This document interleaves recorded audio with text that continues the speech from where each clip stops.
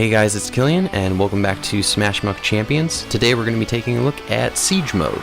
Siege Mode is the closest thing you're going to get to a Dota-style MOBA game in SmashMuck. The goal of Siege is to push the lanes along with your minions and break down the turrets guarding the garrison. That will drop the shield on the garrison, allowing you to destroy it. Once your opponent's garrison is destroyed, you win the game. SmashMuck Siege Mode is different from Dota-style games though, because it carries along with the theme that minion kills don't get you gold. So there's a lot more pushing, there's a lot more being aggressive, and it ends up being quicker game time. However, in SmashMuck they've spiced it up a little bit. In the middle of a map, a bomb will periodically spawn. You can carry this bomb almost like a plunder ball to an enemy turret or a clump of minions or wherever the enemy team is gathered, and it deals tons of damage to anything around it. And in between uses, it spawns about every 15 seconds. Now let's take a look at the power-ups on Siege. We have one attack power buff at the very top of the map in between the top two turrets.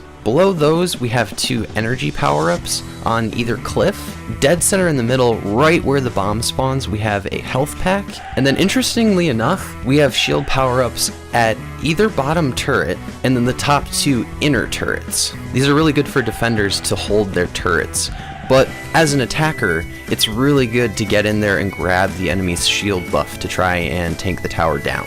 Clobberdome has a lot of interesting geography to it. For starters, the spawning zones have a front exit and a back exit, so later in the game if your enemy is right at your garrison, you can just go out the back instead of the front. As I said earlier, there are two ledges right next to the energy power-ups. These are really good for boosting the bomb up and over to those first two turrets, or if you're ace, it's good for jumping up and down.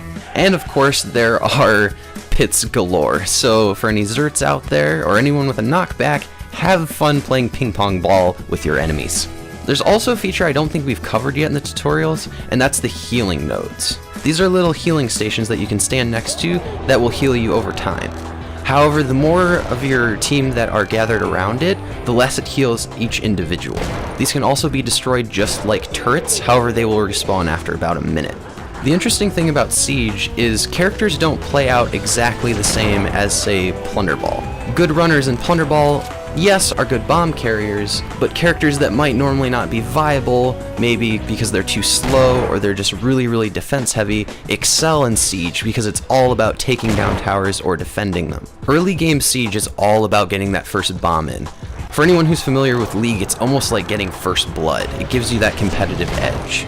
You want to focus on getting those bomb hits in, but pay attention to your turrets because they are incredibly vital. If your enemy team has the ball, don't try to overextend to get the bomb. Sometimes it's just best to play it safe and guard your turrets. Another thing to keep in mind is to deactivate the garrison's shield, you only need to break one whole lane's worth of turrets. So theoretically, if your enemy team is busy down one lane, you can actually speed past the other lane's worth of turrets and go in from that side for a sneaky garrison defeat. Alright guys, that's me done for today. Thank you guys for watching, and I will see you guys next time for Destroyer.